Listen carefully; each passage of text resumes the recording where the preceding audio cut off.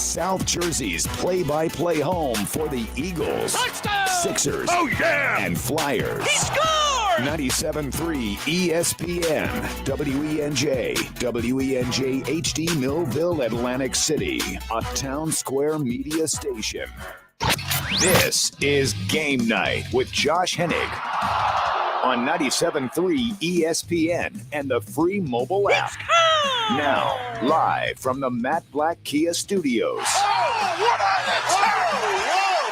a move! Here's Josh Hennig. Hump Day Wednesday edition of Game Night on 97.3 ESPN FM. And as always, we are live on the 97.3 ESPN mobile app powered by First Bank of Seattle City. Glad to have you guys on board the show today. As always, you can join the conversation by DMing the show through the 97.3 ESPN mobile app, or you could chime in on the text board, 609-403-0973. Wednesdays mean Weinberg Wednesdays here on 97.3 ESPN. Dave Weinberg will join us to talk about the NFL Aftermath, Super Bowl 56, and more tonight here on Game Night on 97.3 ESPN. A lot of things I want to touch on this hour. Obviously, Sixers lose last night. I'm not going to read too much into the loss. It was a bad night at the office for everybody. I mean, they came out cold as they came out as cold as a bunch of ice cubes in a freezer. They just were never able to get into that game despite the small run they had in the second quarter. So I'm not going to factor too much into that game. I can't wait to see James Harden on the court, not ringing the bell, though. So, it's just one of those situations where we'll have to make more judgments on the Sixers after the All-Star break.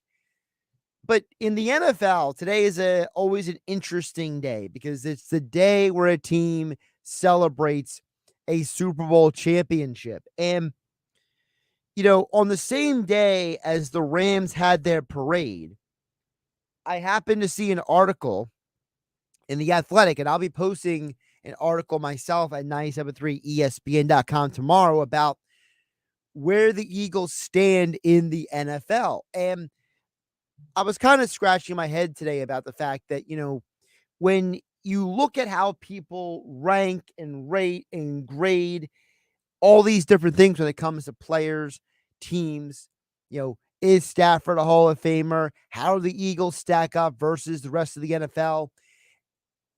And when I think about these things, context is really the primary catalyst for a lot of these things. Because, for example, if you are someone like The Athletic, you have one perspective. If you run into random guy at the bar, you're going to have another opinion, right? And I think that when we have these conversations, I will never forget what it was like for the Eagles when they won that Super Bowl, when they escaped that infamous company of teams that have never won a Super Bowl. And watching the feedback and the reaction of the Rams players today, it did bring back some of those memories. And I think that when I tell you that was the 2017 season, and it was 2018 was that parade, that was 4 years ago. That was not a long time ago. It wasn't like it was so many years ago.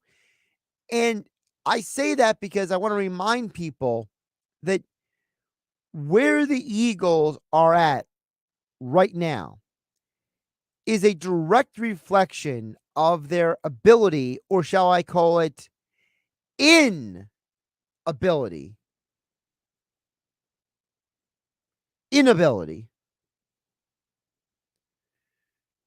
to handle success. Everybody wants success. Everybody wants to be champions. Everyone wants to be great. Everyone wants to have these things.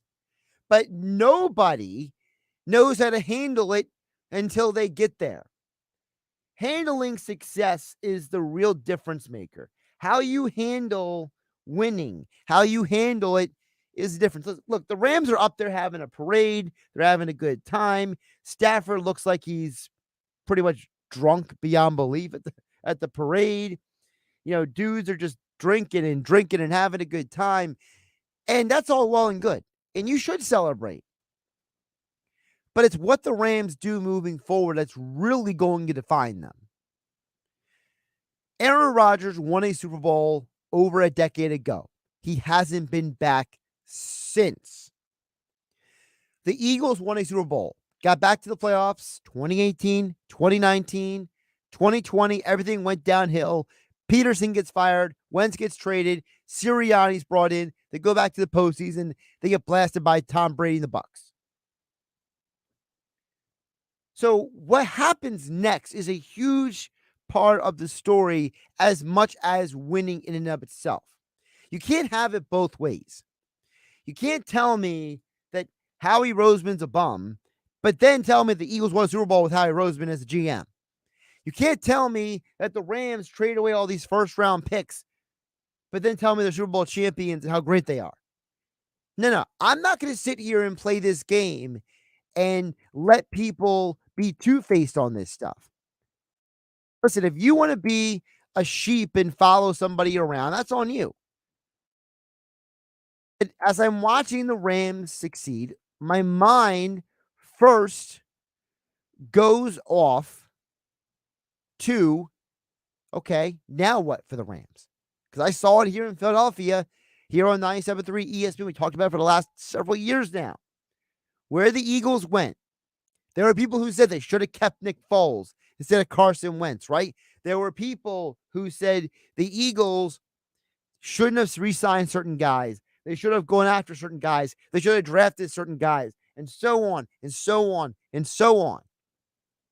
And that's all well and good. But you still got that ring. And there are organizations like the Vikings, like the Browns, like the Lions, like the Jags, the Cardinals in Arizona, the Chargers now in Los Angeles, formerly of San Diego. These franchises don't even have a trophy in their case in the Super Bowl era. So it's a balancing act. You have to balance being critical and understanding of a situation combined with, listen, could be worse. Josh Hennig here on Game Night on 97.3 ESPN FM and the 97.3 ESPN mobile app powered by First Bank of Seattle City. Now, the other side of the NFL offseason is I suspect we're going to have way more quarterback movement than I think people realize. I saw the report today that Deshaun Watson has, the Vikings on his radar. I'm seeing reports about, is Russell Wilson leaving or not leaving Seattle? Aaron Rodgers breaks his engagement with Miss Woodley. I forget her first name off the top of my head. Maybe I could scroll up and find her real quick. But the point is that there's a lot of quarterbacks to be moved this offseason, and there's a lot of reasons for it. Think about it this way. If Deshaun Watson's traded, that's one. I'm assuming Kirk Cousins gets moved. I'm assuming Baker Mayfield gets moved. I'm assuming that Teddy Bridgewater is going to be somewhere else next year. The Bucs need a quarterback, so there's going to be someone going there. Garoppolo is getting moved out of San Francisco. If Aaron Rodgers does get moved, that would be the sixth guy. Don't forget about the fact that someone's going to give Sam Darnold another chance next year. What about Carson Wentz? Where does he go? There's going to be a lot of quarterbacks bouncing and moving and going from place to place. It's going to be fascinating to see how people paint these narratives, because for fans of a team like the Steelers, they have had quarterback stability for almost 2 full decades. And now they are on the verge of quarterback purgatory if they don't get this right. On the flip side, an organization like the Vikings had Teddy Bridgewater. They injured his knee. They traded for Sam Bradford. Sam Bradford gets injured. Case Keenum goes to the championship game. They give a huge amount of money to Kirk Cousins. They can't get back to the NFC Championship game. And now there's questions about them potentially not wanting to keep him because of Kevin O'Connell. And if you're Deshaun Watson, I mean, I can see why Minnesota is appealing with the personnel they have up there, but yeah, I don't know how that would work. And what about Kirk Cousins? Where does he go? So you have different teams in different situations. And I think that how people respond to who gets what quarterback this offseason, as we are a month away from the start of the new league year, it's going to be very fascinating. And I know for me, I think whoever ends up with Kirk Cousins is going to be the team that's probably going to worry people. Because if Kirk Cousins lands somewhere like Cleveland or Pittsburgh, that division and the entire AFC is going to be very scared. And I mean that seriously. Kirk Cousins, for as mediocre as we quantify him in many of our discussions, Kirk Cousins, he's not an elite quarterback. He's not a top 10 quarterback in the league, but he is a phenomenally productive quarterback. Kirk Cousins has thrown for over 4,000 passing yards, not 3,000, 4,000 passing yards. 6 of the last 7 years. 6 of the last 7 years.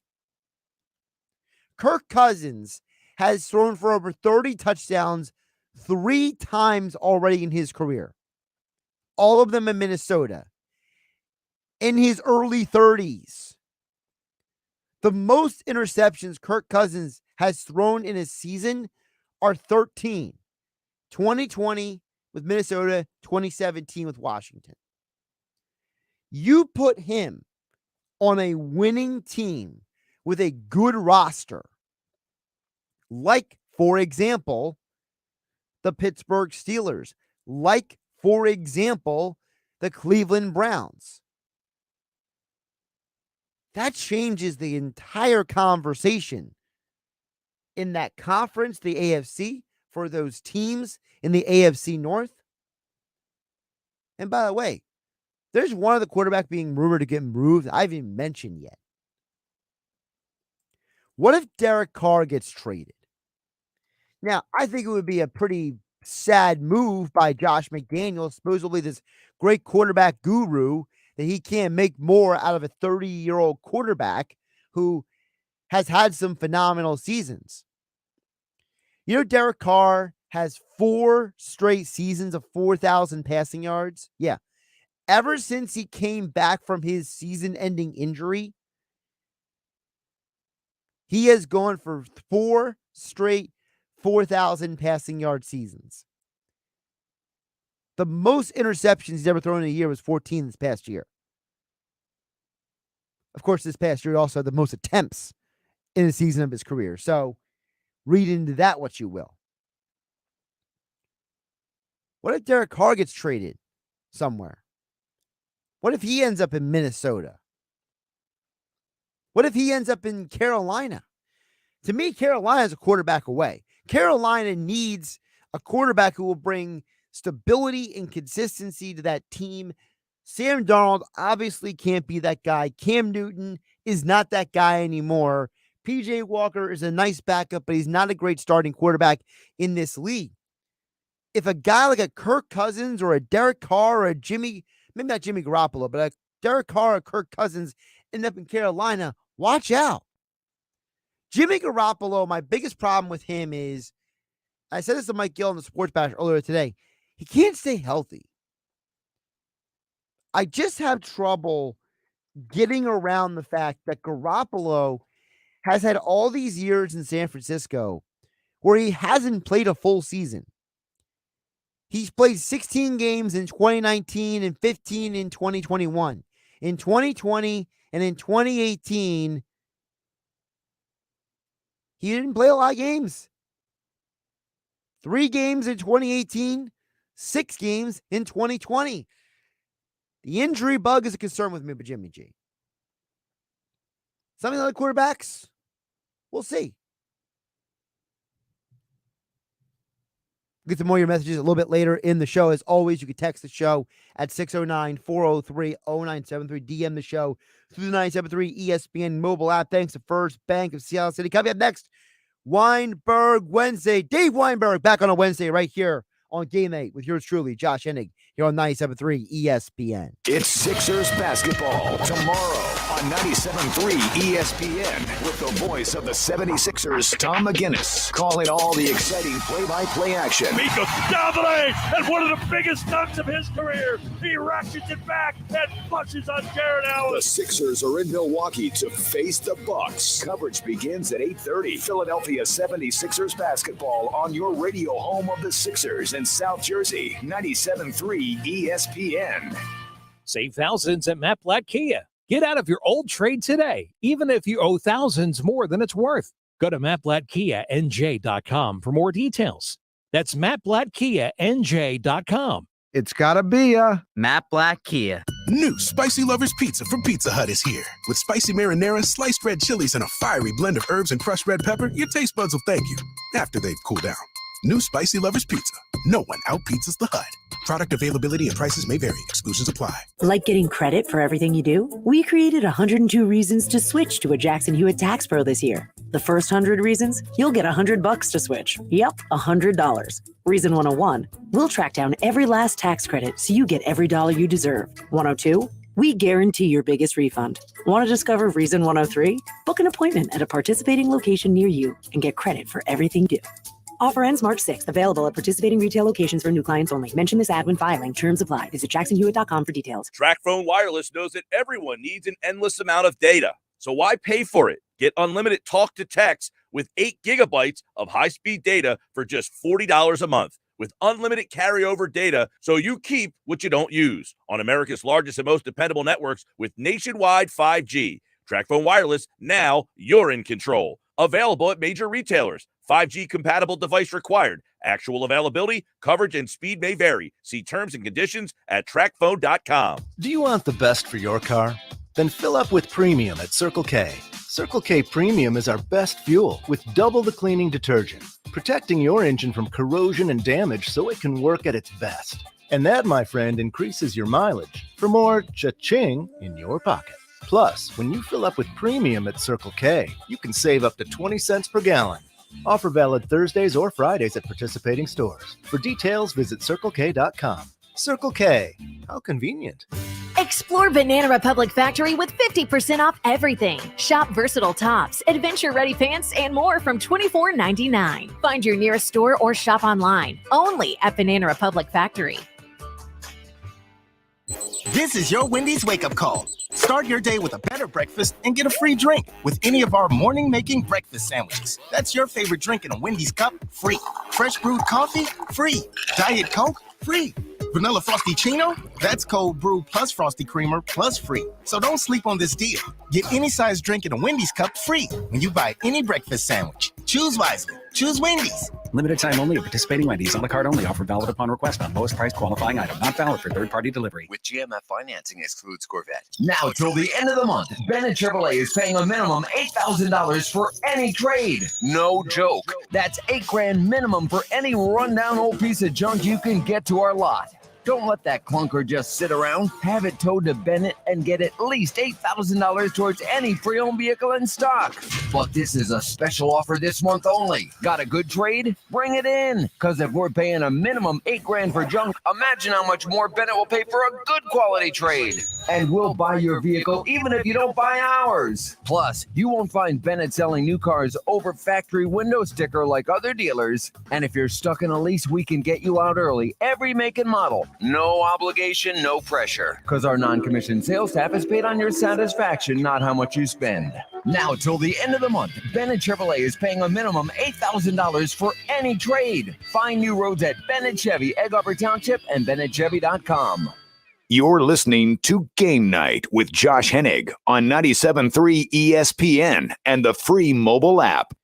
We'll get your messages in just a bit here on Game Night on 97.3 ESPN FM and the 97.3 ESPN mobile app. But we are back in the groove this week after the chaos Super Bowl week and the NBA trade deadline last week.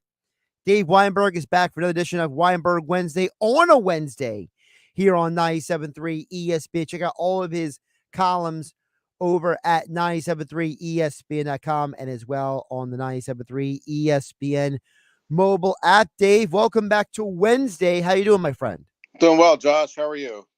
I'm doing pretty good. First of all, I got to know from you, I know you were making some bets on the Super Bowl. Did you win any of your bets? I won all my bets. Yeah, I only bet one. I only made one. Well, actually, no, I made two. I took the Bengals in the under, so I won that parlay. Nice. And then I took a flyer on Evan McPherson as the Super Bowl MVP.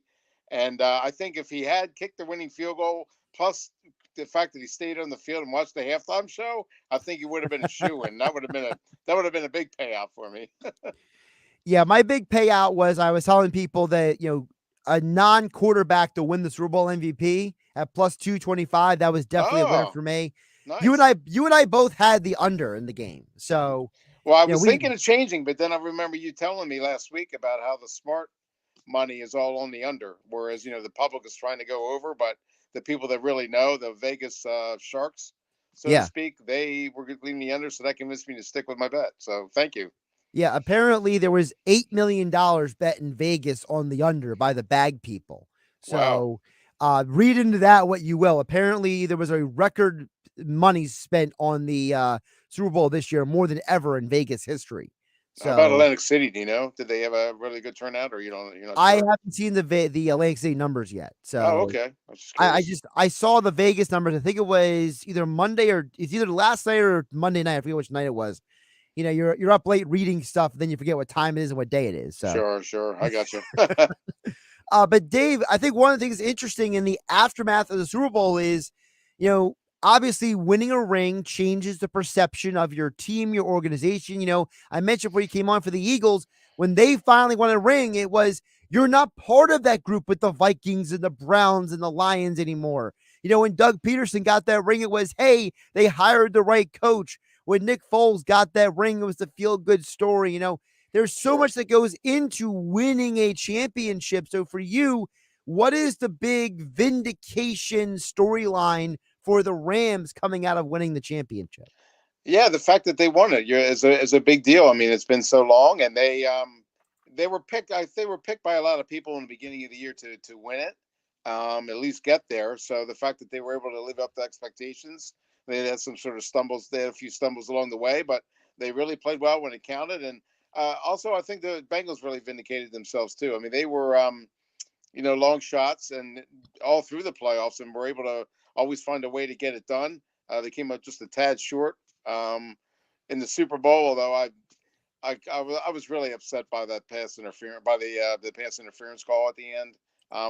The referees had swallowed their whistles the whole game. Why would you choose then to make a controversial call like that basically handed the Rams a touchdown? I didn't agree with that at all. Just let them play. But anyway, the Bengals, they gave everything they had. If they had a decent offensive line, I think they would have won it. But I thought both teams really played well, and like I said, both of the teams vindicated themselves, I thought. Yeah, first of all, with the calls, I hated the fact they didn't call a pass interference on the Higgins touchdown when he grabbed his face mask and pulled his head around. Jalen Ramsey, yeah. Mm-hmm. Yeah, I mean, it was just such a bad look. Like, how does the whole world see that, and the referee right there can't figure that out? Like, right, I mean, I thought every touchdown is reviewed, right? Like, can't somebody somewhere be like, hey guys, just to let you know, kind of thing. You know what I mean? That's true. That's true. But the fact that they didn't call it, that made me think, okay, they're just going to let them play. I mean, I guess it was played. Now, I mean, I could see where they could have called it, but but the fact that they didn't, then why would you go ahead and turn around and make like a ticky-tack call at the end of the game when the game is in the balance there? I just that really bothered me. When you think about moving forward, because that was the other thing I asked the question of earlier, Dave, is, with the Eagles, handling success was a mixed bag. Yeah, they got to the postseason next 2 years, but I remember you and I had conversations years ago about, hey, should it be Wentz? Should it be Foles, right? Who should you keep? Why did you bring back Jason Peters for the 200th time? You know what I mean? All these things that they did, on one hand, Doug got the postseason for 2 straight years, but the part of you that says, was that Doug or is that the roster? You know what I mean? So it's like, some of the decisions that were made showed that the Eagles didn't fully handle success well. And for the Rams, that's the question for me. How do they handle success now? Yeah, I mean, that's a question that faces every Super Bowl winner. I mean, you've seen, I don't know how many times it's been since maybe Kansas City was when the Patriots are the only exceptions, but very rarely does the Super Bowl champion get back to the Super Bowl again the next year. It's just whether it's a letdown or just attrition of your roster. People leave, people retire. And quite frankly, maybe some people just aren't as hungry as they were before they won it. And it's, complacency might set in. But yeah, it's a tough thing to navigate. And after you win, you have that parade, you have the rings, and then everybody's expecting you to do it again and again and again. I mean, Doug got up there at the Art Museum and said this is the new normal. And then I guess to a degree it was. He did get back to the postseason 2 years in a row, despite injuries, despite an aging roster, which I think Howie Roseman even admitted that he made a mistake by bringing some of those guys back. I guess he got too emotionally involved in some of them, and rather than not turning over the roster, but making a little bit younger. He rode that train just a little bit too long, and they paid for it in a couple of years. But now now I think they're on their way back. But yeah, it's very difficult to repeat in any sport really, and the NFL especially. Conversation is now come out of nowhere, which I never thought the conversation would go to this with Matthew Stafford. Before the playoff run, Dave, it was this guy never won a playoff game. Now people are wondering, is this guy a future Hall of Famer? And I'm just like, I mean, we made a serious jump here from one to the other. I mean, went for guy can't win a playoff game, then now all of a sudden, Richard Sherman is on Twitter saying he's not a Hall of Famer. Dan Orlovsky's on TV saying he is a Hall of Famer. Stafford's wife is getting on Twitter saying, let's not judge him before his career is over. I mean, what is your position on Stafford at this point? Great year. Or no, I would say great year, but a clutch year. He did lead the league, tied for the league lead in interceptions, led the league in pick sixes, had 2 picks in the Super Bowl. So I'm not exactly ready to anoint him to go to Canton yet. But to his credit, I mean, he came through when he had to, won a Super Bowl, which was a big feather in his cap when it comes to this kind of things. But I think he's got a long way to go before you can even start to mention him as a potential Hall of Famer. I mean, I don't think he's in that class yet. Yeah, for me, I would say if I had to quantify, at least for me, Dave, I would say that he's a Hall of Fame talent, but I don't know if he's a fair. Hall of Fame career at this point, because to me, when I think of Stafford, I think of an amazing arm talent, which obviously I think most people know about. I think of all the game-winning comeback wins he had in Detroit. I know he's top 10 in NFL history in game-winning drives and fourth quarter comebacks, but part of that was because he's on a bad team. Like, I don't know if Stafford is putting up certain numbers or doing certain things if he spent his entire career with a team like the Rams or maybe somewhere else. Like, Stafford was in Philadelphia for a decade. What do his numbers look like? I have no idea. Right. I mean, he was forced to throw the ball quite a bit in Detroit because they were often behind. And, he's playing catch up, chucking the ball 45, 50 times a game. And you're right. If you're with a better team, a more balanced offense, you're not throwing it quite as much. You're not relied upon quite as much. I mean, quarterback always is, the most important guy on the field. But, with the Rams, he was able to spread the wealth around a little bit. And, he had a good season. He did very good season. But, I always get caught up in this in the Hall of Fame discussions, whether it's baseball or football or what have you. And to me, one of the criteria should be, were you the best player at your position in your era? And Stafford is not. He's very good, but I don't think that he's an iconic kind of player that's worthy of a bus in Canton. At least not yet. Yeah, I feel I go along with your thinking because of the fact that, before this season, if you would have asked me, Matthew Stafford, like who would you, analogize him to? I'd be a lot closer to saying maybe a Drew Bledsoe or a Vinny Testaverde than anything else, because the arm talent's there, the ability is there, but he just wasn't a winning quarterback per se. Now he's got this on his resume. I feel like now I have to see how it plays out because, I want to know, now what happens next? Can he do this for a few more years? Right. I'm not going to say the guy can't do it, but he turns 34 next year. I don't remember exactly what his birthday is, but I believe, he's at a point right now where he's kind of in that weird range because, guys are playing later, Dave, but not everybody's Tom Brady. Not everybody is Aaron Rodgers. Right. And, it's right. He's not going to, he's on the back nine of his career, so to speak, to use a golf term. And there's no question that he's got maybe 2 years left, I would say, just to be generous. But I just don't, I don't get all the, I get the accolades, but are you going to tell me that he's a Hall of Fame and Donovan McNabb isn't? Super Bowl victory aside, Donovan's been in way more NFC Championship games than Matthew Stafford has, and his statistics are comparable to anybody. But yet he's not in. He's not in yet. And like I said, the argument can be made both ways. I guess there's people are always going to debate this kind of stuff, which I guess is healthy and productive. Sometimes it's useless, but sometimes it's a good argument to have. But I don't see where Stafford is worthy of that kind of accolade yet, like I said. But maybe if he wins another Super Bowl or continues to light it up for the next 2 years, then maybe you can at least start to have that conversation with him. But definitely not yet.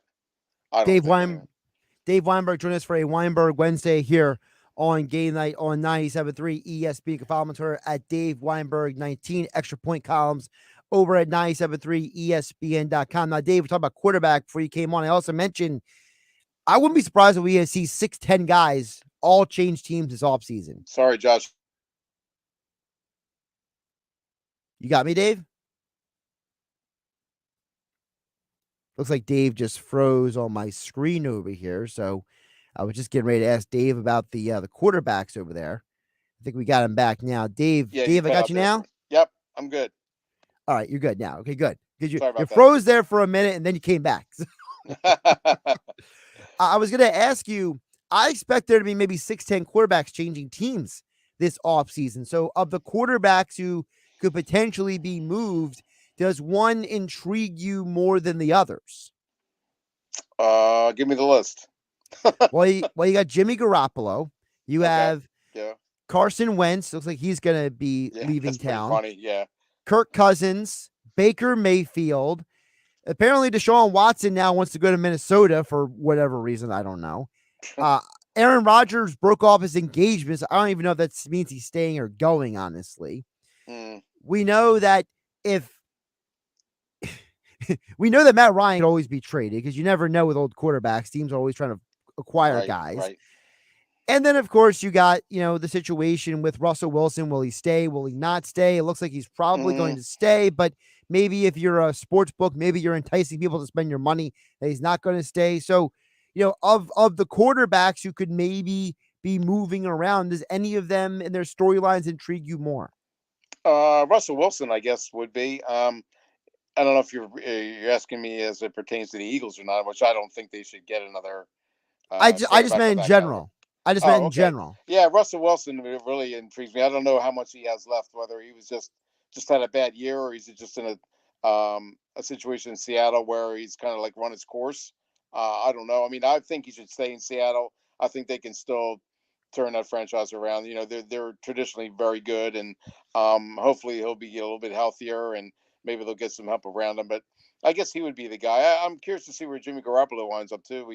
You have Trey Lance waiting in the wings there, and he's not going to wait forever. So, pretty sure Garoppolo has pretty much indicated that he expects to be elsewhere.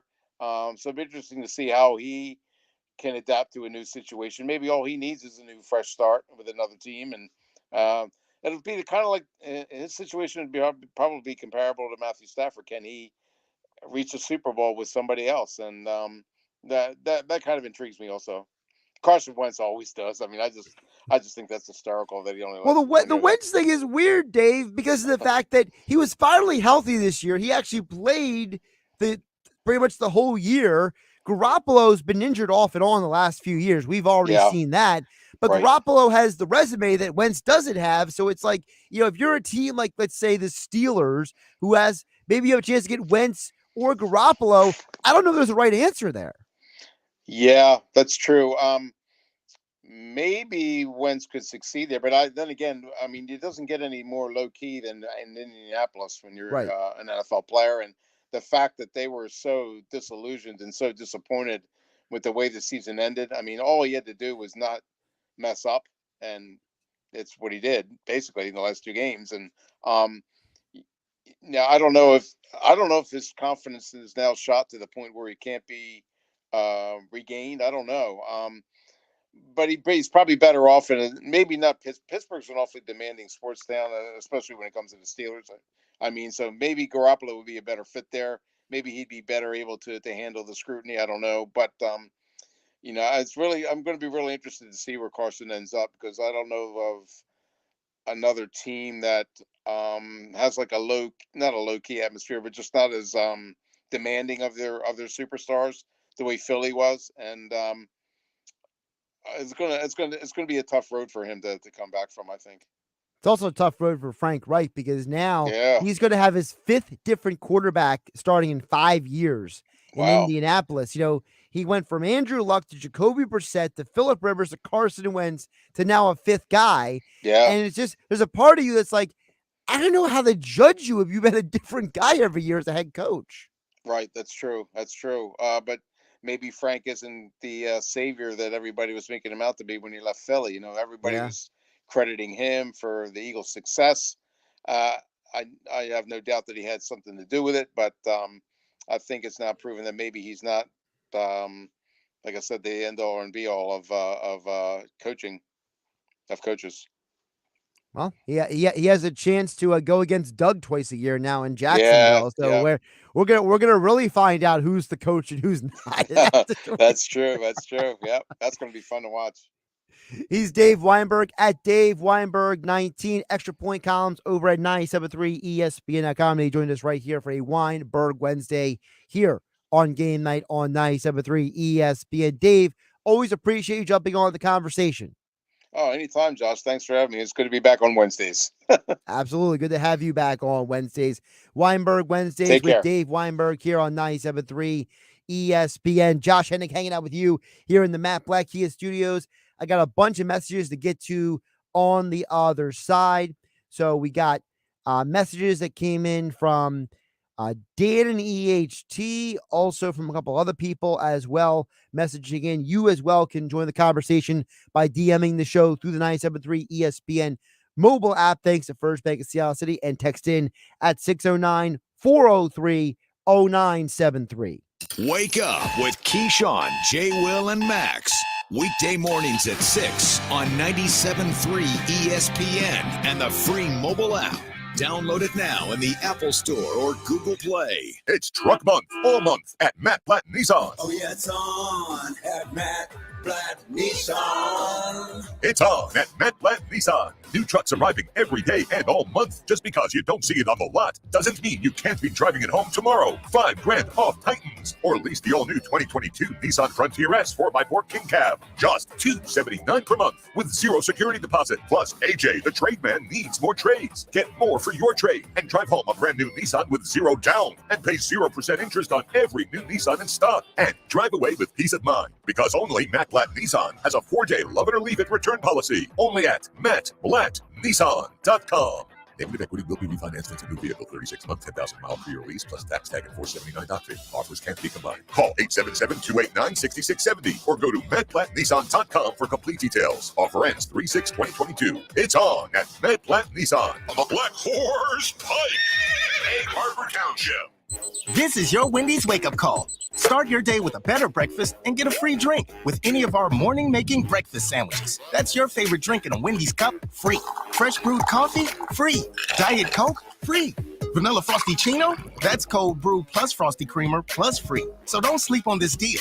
Get any size drink in a Wendy's cup free when you buy any breakfast sandwich. Choose wisely. Choose Wendy's. Limited time only at participating Wendy's. On the card only. Offer valid upon request on lowest price qualifying item. Not valid for third-party delivery. 20,000 bonus points, 18.99% variable APR, and a $32 statement credit when you spend $200 before your dog's 8th birthday.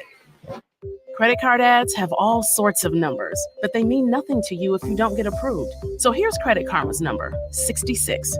Like members who shop on Credit Karma get approved 66% more often than the national average.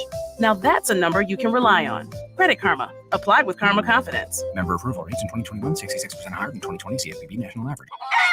I like fresh eggs as much as the next guy, but maybe free-range chickens in the office wasn't a great idea. We should just use Easy Cater. Breakfast, lunch, treats, on time, and as ordered. And I bet they never preened their feathers in the conference room without reserving it first! There's a clipboard outside the door. You put your name. It's not that hard, guys. Some food just doesn't work at work, but Easy Cater just does. Food for work, on time, and as ordered from over 82,000 restaurants. Order 24/7 at easycater.com. Got a party of 10 coming in. We need to flip those 2 tables. Leah's restaurant is fully booked night after night. Section 3 is still behind. She no longer has reservations about finally finding a hostess. Why doesn't 23 have menus? Oh, those are in my hand. Indeed can help her hire great people fast. I need Indeed. Indeed you do. Instant Match instantly connects you with quality candidates whose resumes on Indeed match your sponsored job description. Visit Indeed.com/credit and get $75 towards your first sponsored job. Terms and conditions apply. Do you want the best for your car? Then fill up with premium at Circle K.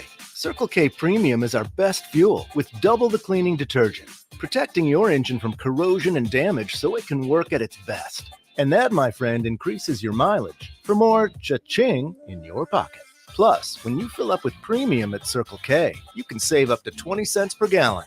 Offer valid Thursdays or Fridays at participating stores. For details, visit CircleK.com. Circle K.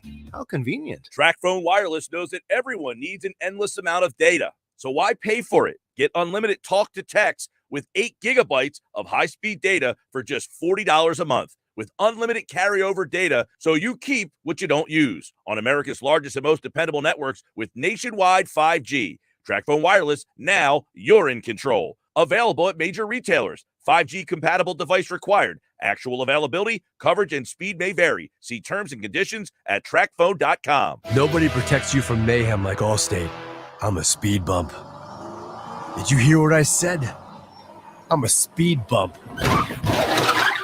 And if you have cut-rate car insurance, the cost to reattach your muffler could really be a bump in the road. So switch to Allstate, save money, and be better protected from mayhem, like me. Based on coverage and limits selected, subject to terms, conditions, and availability. In most states, prices vary based on how you buy. Allstate Bar and Casualty Insurance Company and affiliates, Northbrook, Illinois. Saving at the Home Depot means you can do more for less. Like making your laundry and life easier with a Samsung laundry pair with steam technology that eliminates stains and reduces wrinkles and odors. Enjoy savings on top-rated appliances online, in-store, or on the Home Depot app. The Home Depot. How doers get more done. U.S. only while supplies last. Valid February 10th through March 2nd, 2022. Free delivery applies to orders of $396 or more. New Spicy Lovers Pizza from Pizza Hut is here. With spicy marinara, sliced red chilies, and a fiery blend of herbs and crushed red pepper, your taste buds will thank you after they've cooled down. New Spicy Lovers Pizza. No one out-pizzas the Hut. Product availability and prices may vary. Exclusions apply. Ready to get fiscally fit in 2022? First Harvest Credit Union offers home equity loans as low as 2.99 annual percentage rate for 5 years and as low as 3.49 annual percentage rate for 10 years. For more on these specials, visit firstharvestcu.com or visit a local branch by March 31st. For additional information as to costs, call 800-582-7640. Must apply by March 31st, 2022. Subject to qualifications and approval. Other restrictions apply. Equal housing lender. Now, more Game Night with Josh Hennig on 97.3 ESPN and the free mobile app. Josh Hennig back here on Game Night, final segment of the show. Of course, 1 hour edition here on 97.3 ESPN FM, the 97.3 ESPN mobile app powered by First Bank of Sea Isle City. Get some of your guys' thoughts and comments in just a moment over on the text board, 609-403-0973. Also, you can DM the show through the 97.3 ESPN mobile app, priority messaging delivered into the show. Thanks to First Bank of Sea Isle City. Talked a lot of football in the show today. Message came a little bit earlier. Says, Washington football fan for the past 40 years, we should have never let Cousins go. Here's the thing, when Kirk Cousins left Washington, it was as much about the owner as it was about Cousins.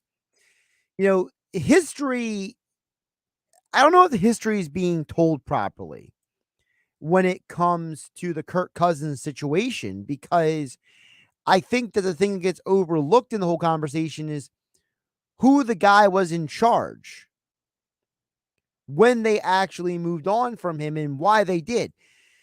People forget that when Washington drafted two quarterbacks in the same draft, RJ3 in the first round, second overall, and then later in the draft, Kirk Cousins, this was Mike Shanahan, who was the head coach at the time, saying, look, I need to have a backup in place in case my starter doesn't work out for whatever reason.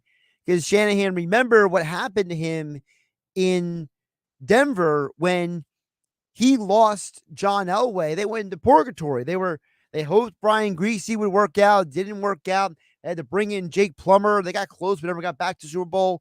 And then after Shanahan left, they got Jay Cutler, and that was a short period of time. And then, of course, they went to Kyle Orton and Tim Tebow, Manning on a noodle arm. So Mike Shanahan knew the history of the quarterback position was, things can go sideways really quick if the guy you want didn't work out. Well, the problem is that Daniel Snyder, the owner of the team, never wanted Kirk Cousins. He loved Robert Griffin III. So when he had to make a decision between giving Cousins a long-term contract and then maybe looking elsewhere, he chose to go elsewhere because at the end of the day, between him and the head coach, Jay Gruden, they liked Kirk Cousins. They didn't love Kirk Cousins. And then they went out and brought in Alex Smith. And the Alex Smith experiment is literally what I called it. Smith had struggles in Washington, aside from the horrific leg injury everybody likes to point to. It was an experiment that went wrong. And then they went the quarterback purgatory themselves, and Jay Gruden got fired, and then they brought in Ron Rivera. So Kirk Cousins didn't stay in Washington because the owner didn't like him.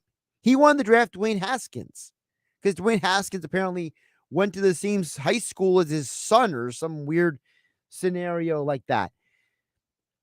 The problem in Washington is the owner.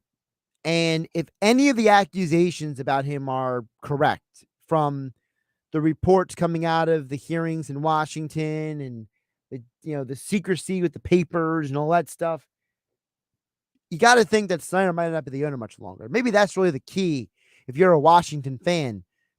If you're a Washington fan, I think maybe the bigger deal isn't Cousins. I think the bigger deal is the owner.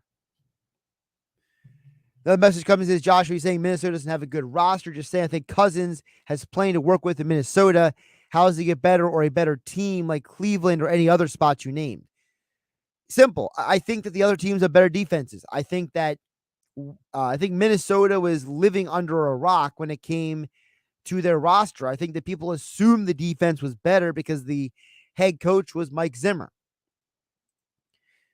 I think that people forget that for the Vikings, their defense from that 2017 season where everything seemed like it was moving in the right direction with the roster to then the last few years, the defense became a bit of a liability. They gave up almost 100 more points from 2017 to 2018. They got back on track at least a little bit in 2019. But in 2020 and 2021, they were among the worst in the league in points allowed per game. Last year, they were 24th in the NFL in points allowed per game. The year before, they were 29th. And then, as I mentioned, in 2018, they gave up 100 more points than the year before.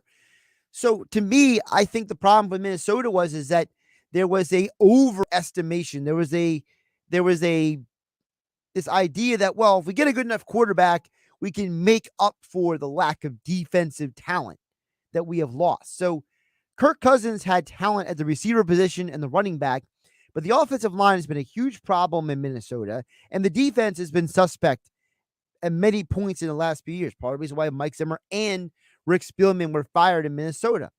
So what I'm talking about with Cleveland, for example, is They have a better defensive personnel group than Minnesota does right now. And I think Cleveland right now has a better offensive line when they're healthy than Minnesota does. So that's what I'm talking about when it comes to a better roster. See, when you're thinking about a good roster, you're thinking of who the wide receivers and the running backs are, which Minnesota has. If you take their running backs and their receivers, they're probably top 5 in the NFL in terms of talent across the board. But their offensive line has been really, really cheap in terms of who's on the line. I mean, they've tried to go out and spend money. It hasn't worked out. They try to draft guys. It hasn't worked out in Minnesota. And then their defense, like I said, is overrated the last few years. So that's why I mentioned a team like Cleveland. I think that if Cousins goes to a team like Cleveland, a team like the Steelers definitely has a better defense than Minnesota does. Steelers need to work on their offensive line a little bit, though. I think Carolina has an underrated offensive line. I think their defense is pretty good as well. So that's what I mean by a team with a better talent. I think that Cousins, I think he's a good quarterback.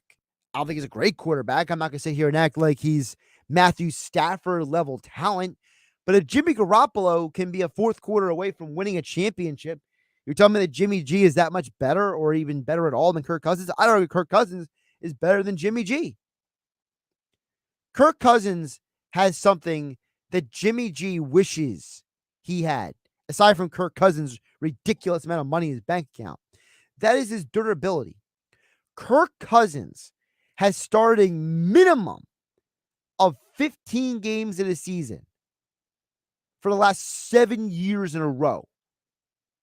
So he's starting every game year in and year out. He's passing for 4,000 yards almost every single year. His worst completion percentage in the last several years is 64.3%.